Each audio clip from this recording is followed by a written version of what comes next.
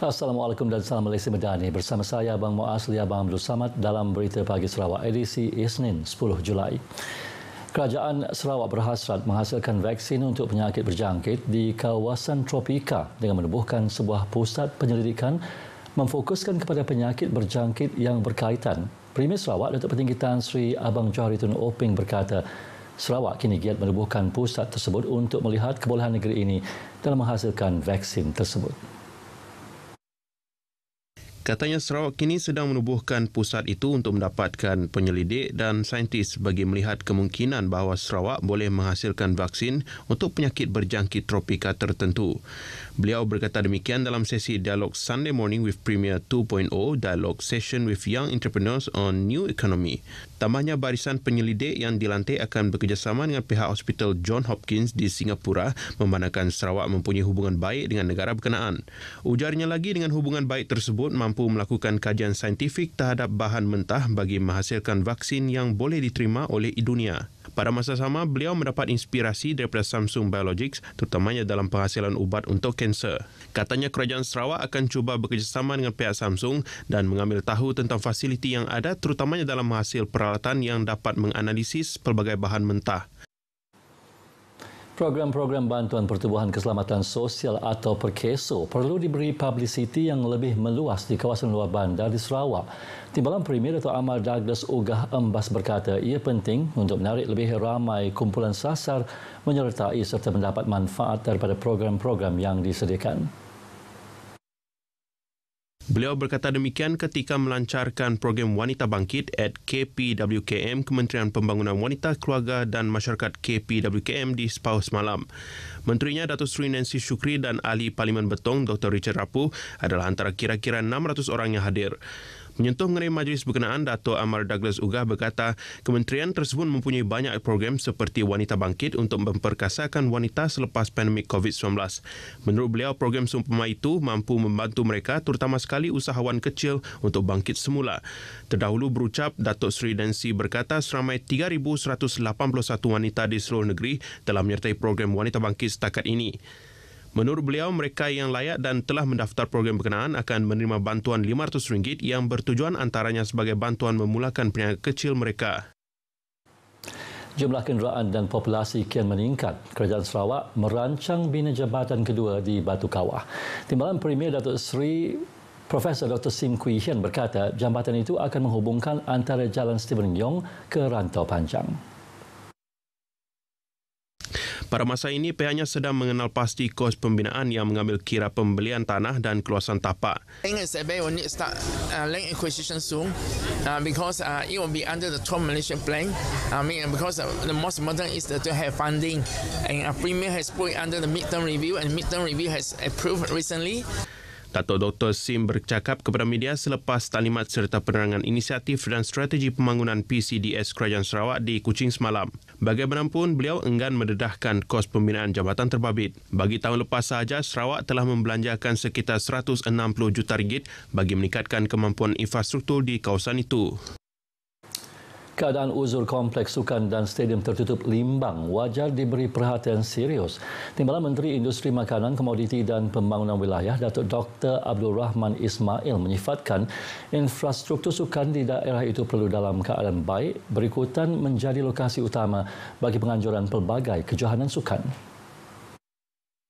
Saya juga ingin meminta perhatian daripada pihak Kementerian Belia dan Sukan Sarawak khususnya lah. Seperti mana yang telah pun saya suarakan beberapa kali, kemudahan sukan yang sedia ada di Limbang ini sekarang ini kebanyakannya dalam keadaan yang baik. Terutamanya kompleks sukan dan juga stadium tertutup.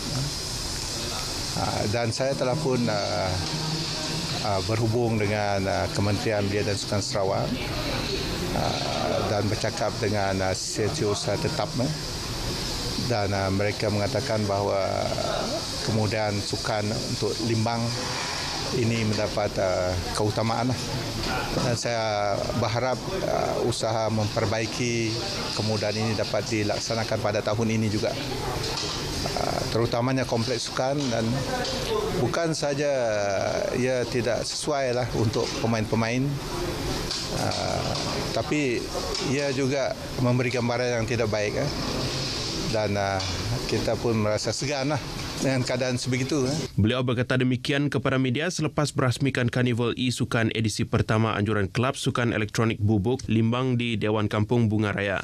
Menyentuh mengenai pertandingan itu, Datuk Dr. Abdul Rahman yang juga ahli Dewan Undangan Negeri Bukit Kota menyokong usaha penganjuran E-Sukan bagi menggalakkan penyertaan anak muda sekaligus mengekang penglibatan mereka daripada aktiviti tidak sihat seperti penyalahgunaan dadah. Pertandingan PUBG, Mobile Legends dan e-football itu bukan sahaja melibatkan penyertaan tempatan, bahkan peserta dari negara jiran Brunei Darussalam. Ahli Jabatan Kuasa Kampung di daerah Limbang diseru untuk menganjurkan pelbagai aktiviti yang bersesuaian dengan kawasan masing-masing. Timbalan Menteri Industri Makanan, Komoditi dan Pembangunan Wilayah Sarawak, Datuk Dr. Abdul Rahman Ismail menjelaskan kreativiti pihak kampung dalam melaksanakan aktiviti itu kelak akan memberi impak yang positif terhadap sesebuah kampung tersebut. Beliau yang juga ahli Dewan Undangan Negeri Bukit Kota memaklumkan dengan tindakan sebegitu dapat meningkatkan kehadiran pelancong luar khususnya dari Brunei Darussalam, Sabah dan Labuan selain meningkatkan sektor ekonomi di kawasan masing-masing. Tambahnya lagi, di masa mendatang pihak kerajaan akan mengadakan semula pesta limbang apabila tebingan Sungai Limbang siap sepenuhnya dengan mengadakan pelbagai aktiviti antaranya lumba bot laju, regata, gerai jualan dan pelbagai acara lagi. Beliau berkata demikian kepada pemberita selepas perasmian dan penutupan pertandingan lumba perahu bot laju di Kampung Talahak, Limbang. Dalam pada itu, beliau bangga dengan ahli jawatan kuasa kampung dan belia Kampung Talahak yang berjaya menganjurkan pertandingan tersebut serta menyeru supaya program sebegitu dapat dilaksanakan lagi di masa mendatang. 13 acara dipertandingkan serta mendapat sambutan yang baik daripada masyarakat Limbang termasuklah Temburong, negara Brunei Darussalam dan Lawas. Sekolah Kebangsaan Seri Simalajau yang baru 4 bulan beroperasi memerlukan komitmen semua pihak termasuk ibu bapa dan penjaga pelajar. Ini kerana Persatuan Ibu Bapa dan Guru PIBG menjadi medium mencetus hala tuju dan matlamat sekolah ke arah mencapai kecemerlangan pendidikan anak-anak. Peranan PIBG ini amat penting. Pertamanya, PIBG adalah penghubung antara sekolah dengan ibu bapa, begitu juga masyarakat. Mana-mana masalah yang berlaku kepada pelajar-pelajar ataupun masalah-masalah yang berlaku di antara guru-guru dengan ibu bapa dapat kita selesaikan. Timbalan Menteri Infrastruktur dan Pembangunan Pelabuhan, Datuk Majang Renggi yang juga Adun Samalaju menjelaskan demikian pada perasmian mesyuarat pertama Persatuan Ibu Bapa dan Guru PIBG SK Seri Samalajau. Katanya, PIBG sebagai pemantau prestasi anak-anak khususnya apabila berada di luar sekolah, di samping membantu penganjuran dan menjayakan aktiviti di sekolah seperti gotong royong, hari sukan, mesyuarat PIBG dan program motivasi pelajar. PIBG menurut Datuk Majang juga perlu bergerak membantu sekolah mendapatkan dana tambahan bagi menampung sebarang kekurangan yang dihadapi sekolah. SK Seri Samalajau mempunyai 198 orang murid dari prasekolah tahun 1 hingga tahun 3 dan 14 orang guru dan kekitangan diketuai oleh guru besarnya Mordiana Muhammad. Mula dibina pada Jun 2019 dan siap pada 2022 serta diserahkan kepada Kementerian Pendidikan Malaysia pada 15 Disember 2022.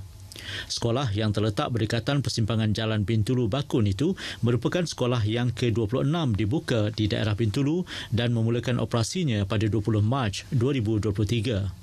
Pada majlis tersebut, Datuk Majang mengumumkan geran peruntukan kepada PIBG SK Seri Samalajau berjumlah RM20,000. Persatuan Veteran Angkatan Tentera Malaysia PVATM Negeri Sarawak semalam telah menerima sumbangan peruntukan sejumlah RM40,000 daripada kerajaan negeri bagi membantu membiayai aktiviti-aktiviti persatuan dalam menjamin kebajikan veteran ATM yang kurang bernasib baik. Menteri di Jabatan Premier Sarawak, Datuk John Siki Tayai mengumumkan perkara tersebut pada perasmian Majlis Makan Malam Amal sempena kutipan tabung kebajikan PVATM Negeri Sarawak di Kuching. Dalam ucapannya, beliau memberi penekanan terhadap pentingnya jasa serta pengorbanan pejuang-pejuang terdahulu, khususnya warga tentera yang telah menyumbang kepada keamanan serta kemakmuran yang kini dinikmati oleh Sarawak. Justeru, PVATM terus memainkan peranan penting dalam memastikan kebajikan golongan veteran yang kurang berkemampuan atau kurang bernasib baik adalah terjamin. Turut hadir pada majlis tersebut ialah Yang di-Pertua PVATM Negeri Sarawak, Tuan Jimbau Anak Galau dan Penasihat Persatuan Veteran ATM Negeri Sarawak, Major Datuk Peter Runin. 6 peserta cilik berbakat besar bakal berentap untuk merebut gelaran Bintang Kecil Sarawak dalam Debaran Bintang Kecil Negeri Sarawak 2023 yang akan berlangsung di Auditorium P. Ramlee RTM Kuching Sabtu ini. 4 daripada mereka adalah peserta perempuan iaitu Ellie Precious Arnold dan Natalie Chai Jiawi mewakili Kuching, Nur Kasih Umairah Abdullah dari Sibu dan Forenses Angel Rekin Roni dari Limbang. Manakala 2 peserta kanak-kanak lelaki Kelvin Epoyarang mewakili Bintulu dan Fernandez Vianney Upli dari Song. Menurut penerbit program Reza Razali, pada pertandingan kali ini peserta diberi lagu genre rock bagi mencukil bakat yang versatile untuk mewakili Sarawak ke peringkat kebangsaan pada September kelak. Beliau berkata demikian selepas mengadakan taklimat kepada peserta di auditorium kecil petang semalam. Para peserta berkampung di RTM mulai semalam sebagai persiapan dari segi persembahan individu dan perkumpulan untuk beraksi ke peringkat akhir kelak.